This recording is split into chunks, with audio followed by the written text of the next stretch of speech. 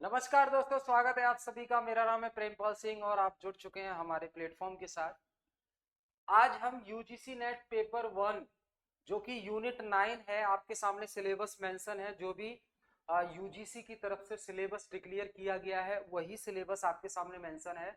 UGC net paper 1 unit 9 और subject का नाम है पीपल डेवलपमेंट एंड एनवायरमेंट।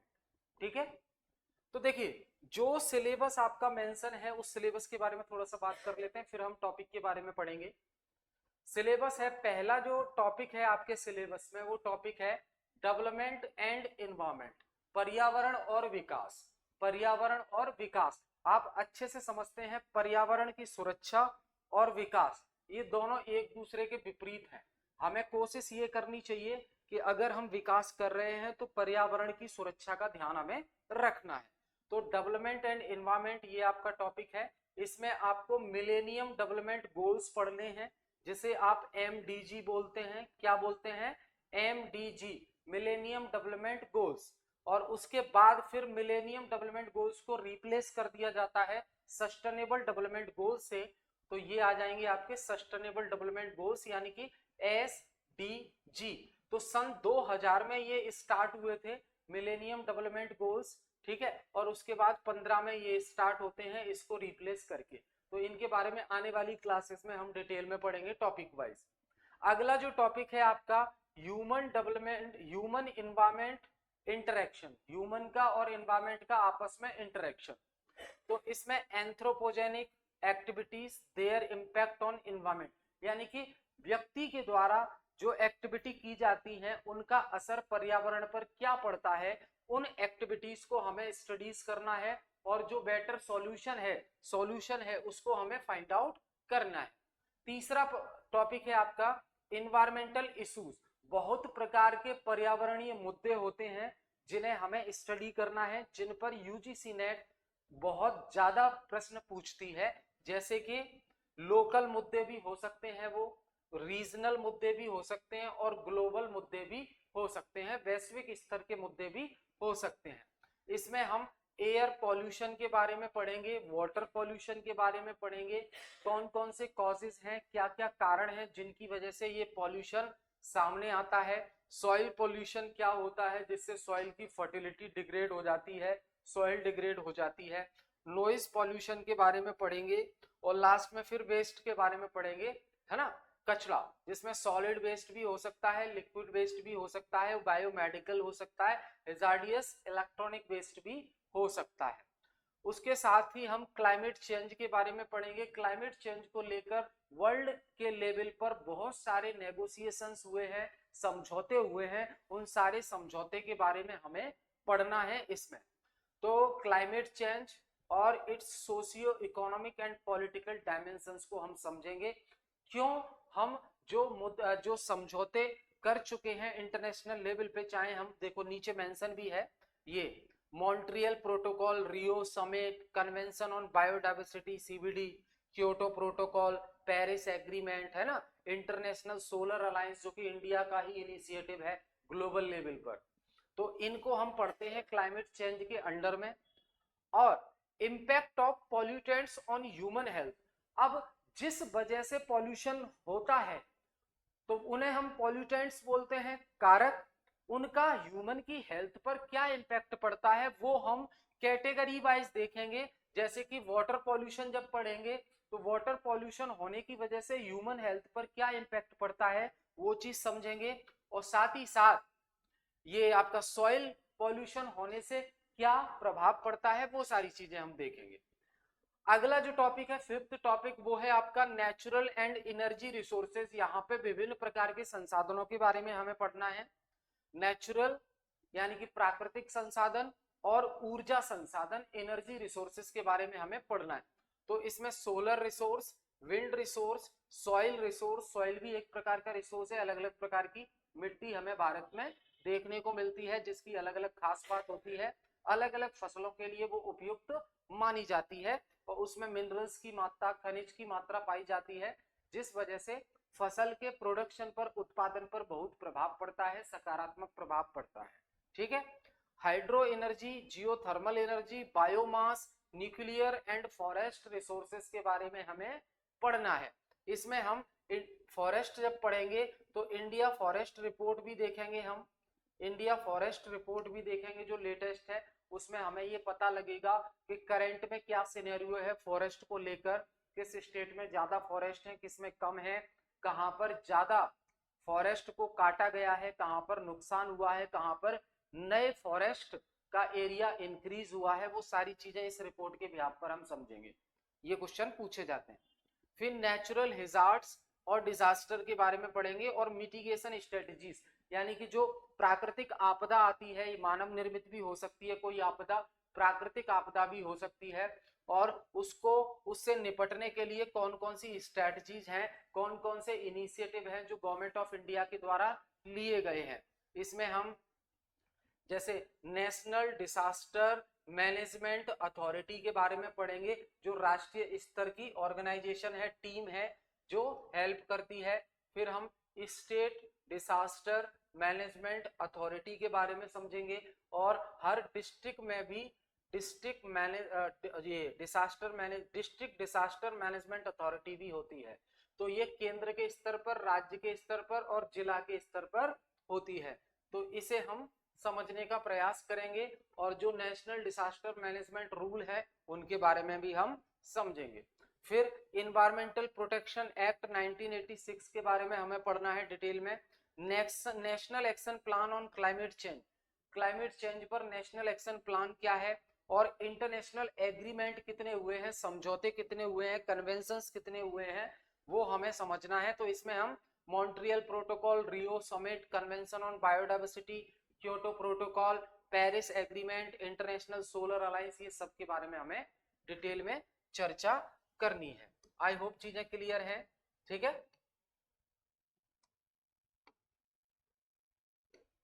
आगे देखेंगे, आगे बढ़ते हैं हम।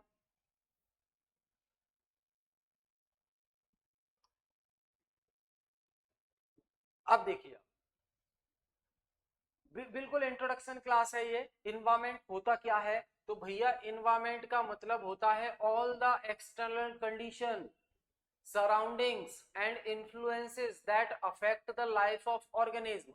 किसी भी ऑर्गेनिज्म की लाइफ को जो चीजें इफेक्ट करती हैं, प्रभावित करती हैं, वो हमारे आसपास की चीजें हो सकती हैं, बाहर की चीजें हो सकती हैं, और किसी भी प्रकार से अगर इन्फ्लुएंस पड़ता है, प्रभाव पड़ता है हमारी लाइफ पर, तो वो इन्वायरमेंट कहलाता है। अगर हम एनसीईआरटी की डेफिनेशन हम देखें तो एनसीईआरटी के अकॉर्डिंग डेफिनेशन है कि एवरीथिंग दैट सराउंड्स अस, जो भी चीजें, जितनी भी चीजें जो हमारे आसपास हैं, वही इन्वायरमेंट है, वही क्या है, इन्वायरमेंट है, ठीक है। और वो सारी चीजें ह्यूमन पर इंपैक्ट डालती हैं, ह्यूमन पर इंपैक्ट डालती हैं, उससे रिलेटेड है, उसके साथ रिलेशन है, तो इसे हम पर्यावरण कहते हैं। तो पर्यावरण उन सभी बाहरी परिस्थितियों, परिवेश और प्रभावों को कहते हैं जो जीवों के जीवन को प्रभावित करते हैं, ठीक है। अब कंपोनेंट्स ऑफ एनवायरनमेंट की अगर हम बात करें कि पर्यावरण के घटक कौन कौन से हैं, तो दोस्त पर्यावरण के घटक दो होते हैं। एक तो है एबायोटिक कंपोनेंट, एबायोटिक कंपोनेंट, और दूसरा है बायोटिक कंपोनेंट। तो बायोटिक मतलब सजीव, बायोटिक को क्या कहेंगे, सजीव, इसको बोलेंगे सजीव घटक, इसको निर्जीव घटक, निर्जीव घटक। तो जो पर्यावरण होता है, जो एनवायरनमेंट होता है, उसके दो प्रकार के कंपोनेंट होते हैं, घटक होते हैं, जिनसे मिलकर वो बना होता है।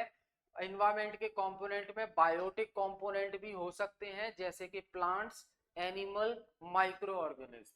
प्लांट्स, एनिमल, माइक्रो ऑर्गेनिज्म, पौधे, जानवर और सूक्ष्म जीव, ये बायोटिक घटक कहे जाते हैं।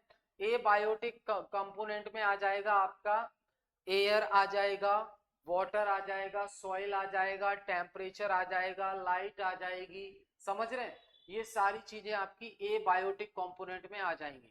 तो पर्यावरण किन दो चीजों का मिश्रण होता है, पर्यावरण में बायोटिक कंपोनेंट भी होते हैं और एबायोटिक कंपोनेंट भी होते हैं। समझ आई मेरी बात?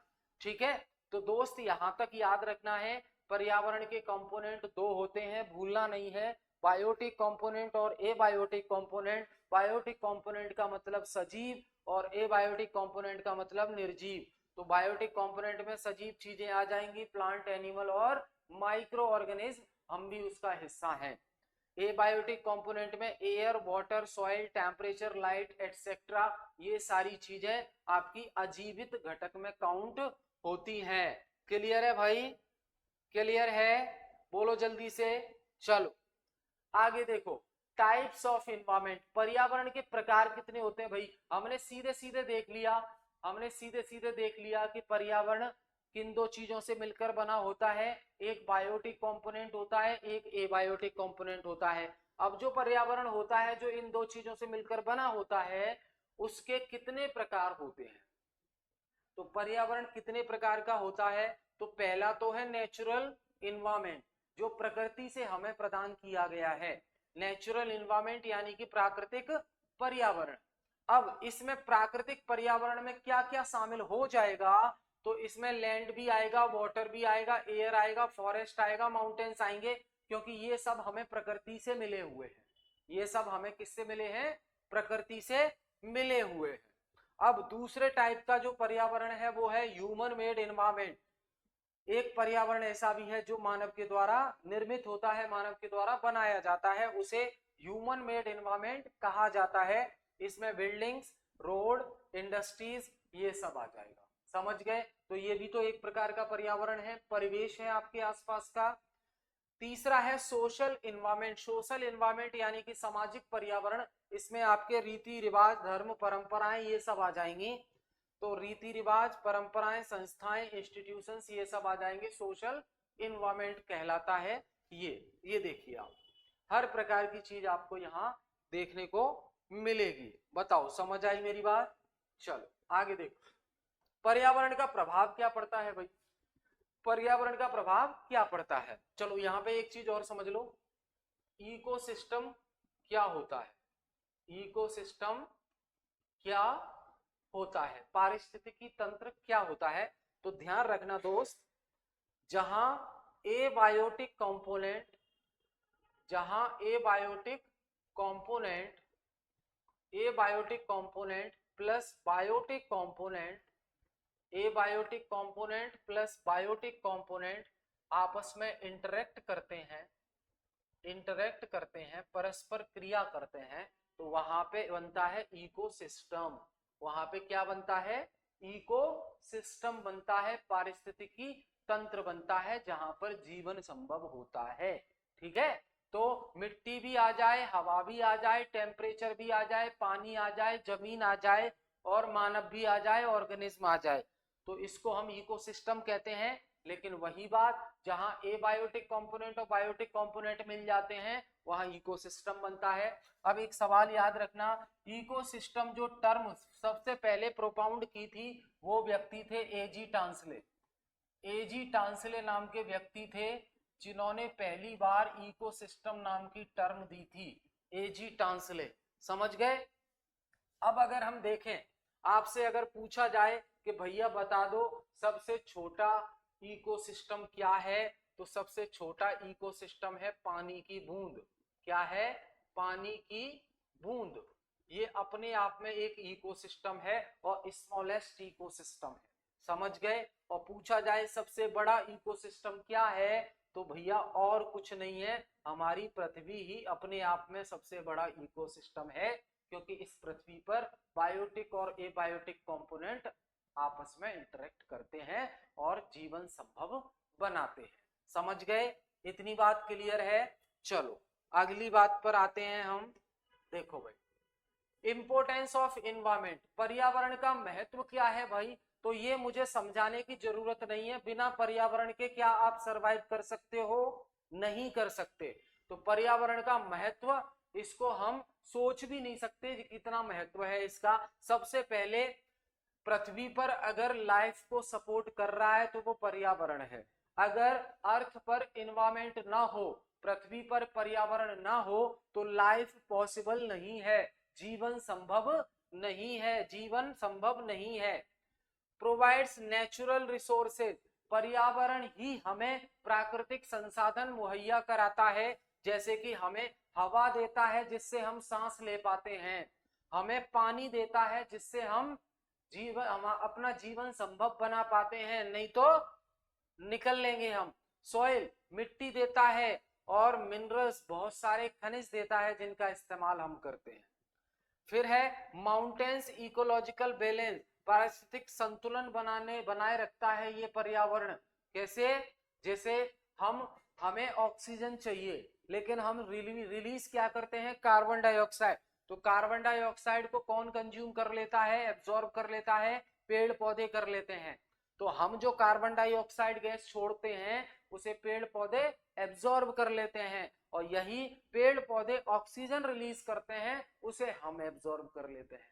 तो इकोलॉजिकल बैलेंस बना के रखता है पर्यावरण। ध्यान रखना, इसमें दोनों पार्टी में से कहीं भी कमी देखने को मिली तो इकोलॉजिकल बैलेंस बिगड़ जाएगा। समझ गए भाई? मान लो कि पेड़ ना हो तो हमें ऑक्सीजन चाहिए, तो ऑक्सीजन मिलेगी कहां से? और फिर जो हम कार्बन डाइऑक्साइड छोड़ेंगे वो उसे ऑब्जर्व कौन करेगा? अगर पेड़ नहीं होंगे तो डिस्टरबेंस क्रिएट होगा ना, लाइफ खतरे में आ जाएगी। अगला, हेल्प्स इन क्लाइमेट रेगुलेशन, जलवायु को रेगुलेट करने में, क्लाइमेट को रेगुलेट करने में ये मदद करता है। तो पेड़ पौधे भैया ज्यादा लगा दो, क्लाइमेट रेगुलेट हो जाएगा। पेड़ पौधे ज्यादा होने चाहिए तो क्लाइमेट भी क्लाइमेट चेंज है वो कंट्रोल में आ जाएगा। हम बात करते हैं ओजोन लेयर में, भैया बहुत बड़ा छेद हो गया। डायरेक्ट अल्ट्रावायलेट रेस सूर्य की पृथ्वी पर आती है। टेम्परेचर कई सालों की रिपोर्ट में दर्ज किया गया है, टेम्परेचर बहुत बढ़ गया। तो भाई अगर हमारे यहाँ पेड़ पौधे बहुत ज्यादा हैं तो ये पॉल्यूशन को कंट्रोल करने में भी हमारी मदद करते हैं, सॉइल पॉल्यूशन को कंट्रोल करने में भी हमारी मदद करते हैं, मृदा अपरदन को रोकने में हमारी मदद करते हैं, हमको ऑक्सीजन देने में मदद करते हैं। न जाने कितने फायदे हैं पेड़ों के। ठीक है, तो ये पर्यावरण ही तो है जो क्लाइमेट को रेगुलेट करके रखता है। दोस्त बताओ, समझ आई मेरी बात? क्लियर है? आगे चला जाए। चलो भाई देखो, अब हम पढ़ेंगे ह्यूमन इन्वायरमेंट इंटरेक्शन, मानव और पर्यावरण की अंतःक्रिया। तो देखो भाई, ह्यूमन पूरी तरह से डिपेंड है, ह्यूमन पूरी तरह से निर्भर है इन्वायरमेंट पर। अगर मनुष्य को जिंदा रहना है तो पर्यावरण की आवश्यकता है, और मनुष्य को सरवाइव करने के लिए पर्यावरण पर निर्भर रहना पड़ता है, उसके बिना काम नहीं चलेगा। क्यों? पर्यावरण से तो सब कुछ मिल रहा है, पानी आपको मिल रहा है, हवा आपको मिल रही है, पेड़ पौधे आपको मिल रहे हैं, समझ रहे हैं? तो धूप आपको मिल रही है, सब कुछ तो आपको मिल रहा है पर्यावरण से ही। बिना पर्यावरण के लाइफ पॉसिबल है ही नहीं। ऐसे तो फिर हर प्लेनेट पे लाइफ पॉसिबल हो जाती है, अगर हर प्लेनेट पे इन्वायरमेंट होता तो। पृथ्वी पे है इसलिए तो लाइफ पॉसिबल है, जीवन संभव है। Human activities also modify the environment, अगर मनुष्य के द्वारा की गई क्रियाएं बहुत ज्यादा होती हैं और उनका नेगेटिव इंपैक्ट अगर पर्यावरण पे पड़ता है तो फिर क्या होगा? पर्यावरण को परिवर्तित भी किया जाता है। जैसे हम बहुत ज्यादा नेचुरल रिसोर्सेस का एक्सप्लॉयटेशन करें, अत्यधिक मात्रा में यूज करें, वेस्ट करें, बर्बाद करें, तो क्या होगा?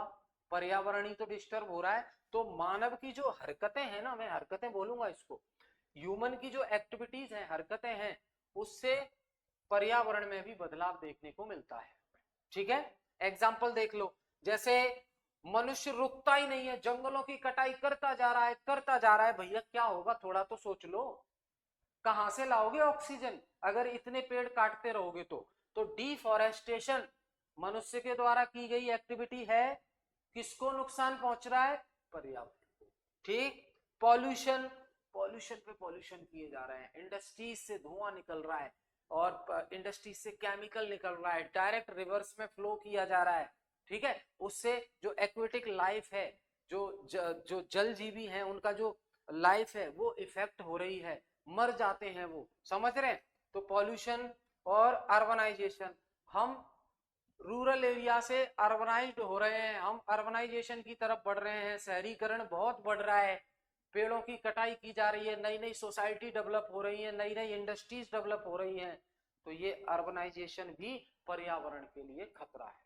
ठीक है, तो जब जो बात की जाती है ना SDG, sustainable development goals, sustainable का मतलब होता है कि हम पर्यावरण का नुकसान भी ना करें, जितनी मात्रा में हमें जरूरत है उतना हम संसाधनों का उपयोग कर लें और बाकी को सुरक्षित बना के रखें, बर्बाद ना करें। आने वाली जनरेशन के लिए कुछ छोड़ोगे या नहीं? नहीं तो आने वाली जनरेशन फिर आपको अच्छा तो नहीं बोलेगी। अब मैं बोलना नहीं चाह रहा, अच्छा तो नहीं बोलेगी कम से कम। इन्वायरमेंटल प्रॉब्लम्स क्या है भाई आज के टाइम पे? तो सबसे बड़ी प्रॉब्लम है प्रदूषण की, सबसे बड़ी प्रॉब्लम है प्रदूषण की, ध्यान रखना। सबसे बड़ी प्रॉब्लम जो है प्रदूषण की है। मोस्ट पॉल्यूटेड सिटी बिरनी हाइट, नॉर्थ में बिरनी हाइट नाम की जो शहर है वो सबसे पॉल्यूटेड सिटी है। और कैपिटल में अगर वर्ल्ड में देखा जाए, वर्ल्ड की सभी कैपिटल्स की लिस्ट निकाली जाए राजधानियों की, तो Delhi most populous capital in the world. तो बताओ ऐसे में हम क्या उम्मीद कर सकते हैं कि इन्वायरमेंट सुरक्षित है? नहीं है भाई, इन्वायरमेंट सुरक्षित नहीं है। इन्वायरमेंट को नुकसान पहुंचाओगे तो ध्यान रखना, जैसा करोगे वैसा भरोगे, इम्पैक्ट खुद पर ही आएगा। आज दिल्ली बीमारियों का घर है, सिर्फ इस वजह से हमने पर्यावरण की सुरक्षा नहीं की, हमने वो सारी चीजें की, वो सारी हरकतें की जिससे पर्यावरण को नुकसान पहुंचा। नुकसान पहुंचा, पॉल्यूशन सामने है, पॉल्यूशन का इम्पैक्ट ह्यूमन लाइफ पर देखने को मिल रहा है। फेफड़े की बीमारी, सांस की बीमारी ज्यादातर देखने को मिल रही है, समझ गए?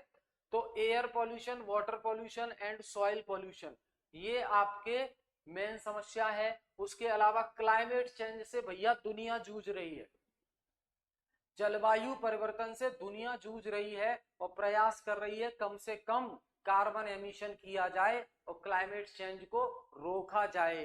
क्लाइमेट दोस्त अगर बढ़ गया ना, अगर टेम्परेचर बढ़ गया एक मात्रा से अधिक, तो ध्यान रखना जितने भी आइलैंड है ना पिघल जाएंगे, जितने भी आइलैंड कंट्रीज हैं और जो बर्फीले पहाड़ हैं वो पिघल जाएंगे, समझ रहे हैं? ग्लेशियर पिघल जाएंगे और ग्लेशियर पिघलेंगे तो समुद्र में पानी का स्तर बढ़ेगा, समुद्र में पानी का स्तर बढ़ेगा तो अब आएगा आइलैंड पर खतरा।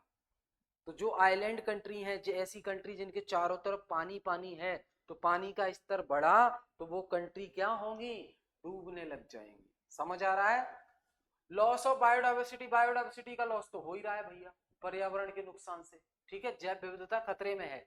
ग्लोबल वार्मिंग सबसे बड़ी समस्या है। सबसे बड़ी समस्या क्या है?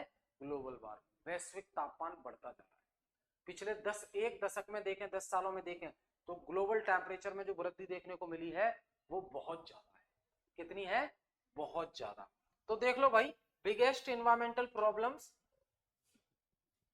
बिगेस्ट इन्वायरमेंटल प्रॉब्लम्स क्या है? देखो, एसिड रेन से भी प्रॉब्लम होती है हमें, प्राकृतिक वो कृत्रिम वर्षा जो हम करवाते हैं क्लाउड सीडिंग के जरिए, केमिकल छिड़क के बारिश कराई जाती है।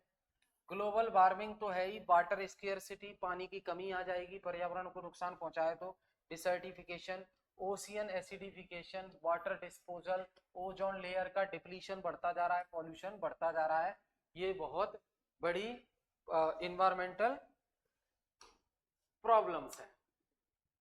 अब बताओ, नीड फॉर एनवायरमेंटल प्रोटेक्शन, पर्यावरण संरक्षण की आवश्यकता क्यों है? भैया जिंदा रहना है तो पर्यावरण की तरफ ध्यान देना पड़ेगा, ऐसे काम तो चलने वाला नहीं है। टू कंजर्व नेचुरल रिसोर्सेज, प्राकृतिक संसाधनों का संरक्षण करने के लिए पर्यावरण का संरक्षण करना बहुत आवश्यक है। और ह्यूमन हेल्थ को प्रोटेक्ट करने के लिए, मानवीय स्वास्थ्य को सुरक्षा प्रदान करने के लिए हमें पर्यावरण को सुरक्षित रखना पड़ेगा, नहीं तो ये पर्यावरण हमें बर्बाद करेगा। हम सोच रहे हैं कि हम पर्यावरण को बर्बाद कर रहे हैं, पर्यावरण हमें बर्बाद कर देगा।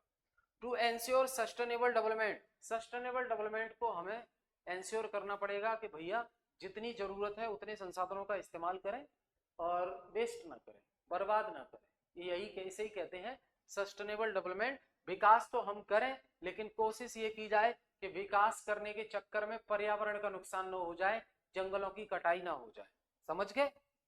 नहीं तो अगली पीढ़ी को क्या मुंह दिखाओगे भाई? वो पूछेंगे दादाजी आपने हमारे लिए क्या छोड़ा, तो बोलेंगे बेटा कुछ नहीं छोड़ा, हम तो कार की जब धुलाई भी करते थे ना पानी के पाइप से, तो पानी के पाइप को ऐसे ही खुला छोड़ देते थे। बर्बाद किया है हमने। तो अच्छे शब्द नहीं बोलेंगे आपके आने वाली पीढ़ी, समझ गए, ध्यान रखेंगे इसको। अब पर्यावरण पर जो इम्पैक्ट है, जो पर्यावरण पर इम्पैक्ट पड़ता है, एक तो डायरेक्ट इम्पैक्ट पड़ता है, प्रत्यक्ष प्रभाव, और एक होता है इनडायरेक्ट इम्पैक्ट। अब जैसे अर्बनाइजेशन है, इंडस्ट्रियलाइजेशन है, अर्बनाइजेशन है, तो इसके ये इनडायरेक्ट इम्पैक्ट देखने को मिलता है हमें पर्यावरण पर। लेकिन डायरेक्ट इम्पैक्ट बड़े खतरनाक है। पर्यावरण पर डायरेक्ट प्रभाव किस किस चीज का पड़ता है वो देख लो एक बार। जंगल काटने से डायरेक्ट प्रभाव पड़ेगा। जंगल अगर काटोगे तो क्या होगा, cutting down forest for agriculture, urbanisation, mining, industries, इन सब चीजों के लिए अगर जंगल काटे जा रहे हैं तो भाई पूरा बैलेंस बिगड़ जाएगा। और जंगल जो मिट्टी को रोक के रखते हैं वो भी मिट्टी बह जाएगी, ठीक है, मृदा का अपरदन हो जाएगा। और जो हमें ये ऑक्सीजन प्रोवाइड करते हैं, ऑक्सीजन में कमी हो जाएगी अगर जंगलों में कमी होगी तो, ठीक है। और पूरा जो सिस्टम है ये इकोलॉजी वाला, इसको मेंटेन करने में जंगलों की अहम भूमिका रहती है। जंगल नहीं रहेंगे तो फिर खतरा ही खतरा है दोस्त। अब डिफॉरेस्टेशन से एनवायरमेंटल इंपैक्ट क्या पड़ते हैं, अगर जंगलों की कटाई ज्यादा की तो क्या प्रभाव पड़ेगा, बायोडायवर्सिटी का लॉस हो जाएगा, जैव विविधता का, मृदा का अपरदन होगा, मैंने अभी बताया, क्लाइमेट चेंज, जलवायु परिवर्तन होगा, टेम्परेचर बढ़ेगा ना भाई, पर पेड़ कम होंगे तो टेम्परेचर बढ़ेगा, प्रदूषण बढ़ेगा, रिड्यूस्ड रेनफॉल, वर्षा में कमी होगी, पेड़ों से ही वर्षा होती है, पेड़ कम होंगे तो वर्षा कम होगी, और डिसरप्शन ऑफ इकोसिस्टम, पारिस्थितिकी तंत्र का विघटन हो जाएगा। ये बायोटिक कंपोनेंट, तो बायोटिक कंपोनेंट में आते हैं पेड़, तो उससे डिस्टरबेंस क्रिएट होगा, ठीक। अगला देखो, कंस्ट्रक्शन एंड एक्सकवेशन, निर्माण और उत्खनन कार्य बहुत होते हैं, निर्माण कार्य बहुत चलते हैं हमारे यहाँ, ठीक है। इंफ्रास्ट्रक्चर डेवलपमेंट जैसे कि road, dam, mining, building, tunnels बनाना, तो इसका प्रभाव क्या पड़ता है इस एक्टिविटी का, तो देखो लैंड डिग्रेड होती है, भूमि का अपरदन होता है, भूमि में क्षय आता है, एयर और नॉइस पोल्यूशन क्रिएट होता है अगर कंस्ट्रक्शन एक्टिविटीज आपके आसपास चल रही हैं तो। लॉस ऑफ हैबिटेट, प्राकृतिक आवास का नष्ट हो जाना, भाई जहां पर आप कंस्ट्रक्शन एक्टिविटीज कर रहे हैं वहां पर जंगल भी काटेंगे आप, है ना, निर्माण कार्य अगर करेंगे तो वहां पे क्या होगा, हैबिटेट को नुकसान पहुंचता है, प्राकृतिक आवास जो बना रखा था लोगों ने उसको नुकसान पहुंचता है, सॉइल इरोजन में वृद्धि होती है, मृदा अपरदन में, और डिस्टरबेंस ऑफ नेचुरल लैंडस्केप्स, प्राकृतिक स्थलाकृति का परिवर्तन हमें देखने को मिलता है, ठीक है। फिर है न्यूक्लियर प्रोग्राम्स, बहुत सारे न्यूक्लियर प्रोग्राम चलाए जाते हैं, टेस्टिंग की जाती है अलग अलग कंट्रीज के द्वारा, कई बार की जाती है, तो न्यूक्लियर प्रोग्राम्स का भी हमें प्रभाव देखने को मिलता है पर्यावरण पर, ठीक है। तो जैसे nuclear power plants, weapon testing and accidents, तो इन सब से हमें जो है पर्यावरण पर प्रभाव पड़ता है।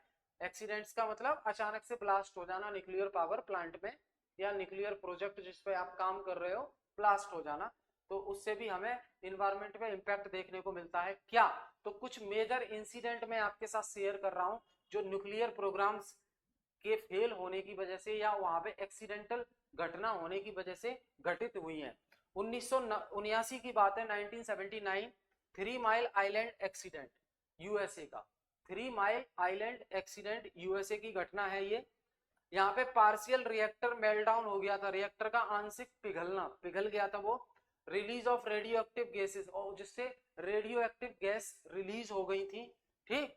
उससे क्या हुआ था, फिर हेल्थ कंसर्न पैदा हो गए थे, गंभीर प्रभाव हमें देखने को मिले थे।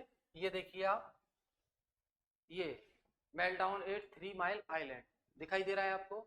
चलो आगे देखो, फिर एक और घटना है चेरनोबिल दुर्घटना यूक्रेन की, ये आपका 1984 में है, अगर आपको दिखाई नहीं दे रहा है, 1984 की घटना है यूक्रेन की, और ये वर्ल्ड्स वर्स्ट न्यूक्लियर एक्सीडेंट है, विश्व का सबसे भीषण परमाणु दुर्घटना हादसा है ये। मैसिव रेडिएशन रिलीज, यहाँ पे रेडिएशन की मात्रा बहुत रिलीज हुई थी, बहुत अधिक मात्रा में रेडिएशन रिलीज हुए थे, और लॉन्ग टर्म जेनेटिक और एनवायरमेंटल डैमेज हम यहाँ देखने को मिलता है, पूरा जनरेशन, अगली जनरेशन भी भुगत रही है इसका इम्पैक्ट, और लोग मारे गए उस टाइम पे वो अलग है। 2011 की एक ऐसी घटना है फुकुशिमा एक्सीडेंट, जापान का, ये आप देख लो, चेरनोबिल इंसिडेंट, ये और ये फुकुशिमा इंसिडेंट जापान का। ठीक, तो यहाँ पे भूकंप एवं सुनामी से प्रेरित है, triggered by earthquake and tsunami, ये एरिया। और न्यूक्लियर मेल्टडाउन इन 3 रिएक्टर, 3 जो रिएक्टर थे नाभिकीय रिएक्टर, उसमें मेल्टडाउन देखने को मिला, पिघलाव देखने को मिला। सीवियर मराइन कंटामिनेशन, समुद्री प्रदूषण में वृद्धि देखने को मिली इससे, और डेथ हुई वो अलग है। क्लियर है भाई। जनरल इंपैक्ट देखें अगर न्यूक्लियर एक्टिविटी के, हमने वो इंसिडेंट देख ली जो घटना हुई, अगर कॉमन हम इंपैक्ट देखें कि न्यूक्लियर एक्टिविटीज जो होती है, नाभिकीय क्रियाएं, उनका प्रभाव हमें क्या देखने को मिलता है, तो मानव में विकिरण प्रभाव देखने को मिलता है, क्योंकि रेडिएशन रिलीज होते हैं जो खतरनाक होते हैं जीवन के लिए, और मौत हो जाती है। कैंसर जैसी बीमारी देखने को मिलती है, जेनेटिक डिफेक्ट्स आते हैं, अनुवांशिक विकार, पीढ़ी दर पीढ़ी जो कमी देखने को मिलती है, विकलांगता देखने को मिलती है, मेंटली वीकनेस देखने को मिलती है, वो सब हमें देखने को मिलता है। सॉइल एंड वाटर कंटामिनेशन, मिट्टी व पानी में प्रदूषण हमें देखने को मिलता है। भैया जहां न्यूक्लियर ब्लास्ट होगा वहां आसपास पानी भी बेकार हो जाएगा और मिट्टी भी बेकार हो जाएगी। लॉन्ग टर्म इकोलॉजिकल डैमेज हमें देखने को मिलता है। भोपाल का गैस कांड याद है आपको, कितने लोग मारे गए थे, गैस रिलीज हो गई थी। ठीक है, तो ये इसी में आ जाएगा जो पर्यावरण पर इंपैक्ट पड़ता है। अगला है आपका वेदर मॉडिफिकेशन प्रोग्राम, बहुत सारे चलाए जाते हैं। वेदर मॉडिफिकेशन प्रोग्राम बहुत सारे चलाए जाते हैं, मौसम संशोधन कार्यक्रम, जैसे आर्टिफिशियल रेन करवाना, क्लाउड सीडिंग, कृत्रिम वर्षा करवाना। रेखा गुप्ता जी दिल्ली में बोल रही थी क्लाउड सीडिंग करवाएंगे, पता नहीं करवाई है कि नहीं, बूंद तो दिखाई नहीं दी। ठीक, प्रदूषण को कम करने के लिए आर्टिफिशियल बारिश करवाना, बादलों के ऊपर केमिकल छिड़काव करके ऐसे आर्टिफिशियल रेन करवाना। मेथड क्या है, cloud seeding using silver iodide और ड्राई आइस, सिल्वर आयोडाइड और ड्राई आइस का उपयोग करके बादलों में बीजारोपण किया जाता, छिड़काव किया जाता है। पॉजिटिव इंपैक्ट इसके ये है कि सूखा प्रभावित क्षेत्रों में वर्षा आ जाती है तो थोड़ी सी राहत मिल जाती है, और प्रदूषण और धुंध कम हो जाता है। जो प्रदूषण और धुंध छाया हुआ है, पानी बरसेगा तो वो कम हो जाएगा। ये तो पॉजिटिव इंपैक्ट हो गया। बस इसी मकसद से दिल्ली की मुख्यमंत्री ये करवाना चाह रही थी। निगेटिव इंपैक्ट क्या पड़ता है, तो ये नेचुरल वेदर साइकिल को पूरा डिस्टर्ब कर देता है, प्राकृतिक जलवायु चक्र को पूरी तरह प्रभावित कर देता है। वो बादल तैयार हो रहे होते हैं कुछ दिनों बाद के लिए, उन्हें पहले ही गिरा दिया जाता है, समझ गए, तो पूरा इंपैक्ट पड़ जाता है। अगला risk of excessive rainfall and flood, और रिस्क भी होता है कि कहीं जितना हमने सोची थी उससे ज्यादा बारिश हो गई तो बादलों का क्या है, बादल बड़े हुए और ज्यादा पानी गिर गया तो बाढ़ भी आ सकती है, तो ये रिस्क है। केमिकल कंटामिनेशन होगा, क्योंकि केमिकल छिड़का जाएगा तो वो जमीन पे नीचे भी आएगा, तो वो केमिकल कंटामिनेशन, रासायनिक प्रदूषणों की संभावना बढ़ जाती है दोस्त। ठीक है, तो भैया थैंक यू कनेक्ट होने के लिए, इस सेशन को देखने के लिए। हम फिर मिलेंगे नेक्स्ट क्लास में, तब तक बहुत बहुत धन्यवाद आपका।